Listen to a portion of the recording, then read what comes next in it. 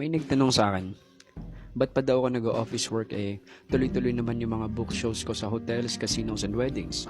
Simple lang yung sagot doon. Lahat ng bagay sa mundo natatapos, may katapusan.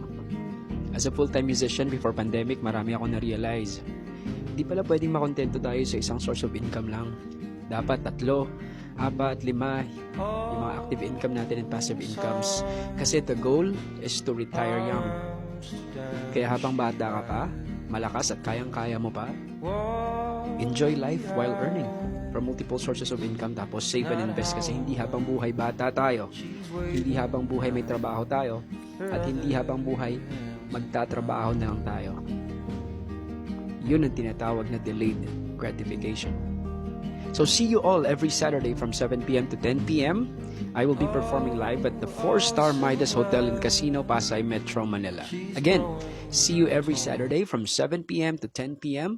Elmer June, the one-man band, live at the 4-star Midas Hotel and Casino, Pasay, Metro Manila.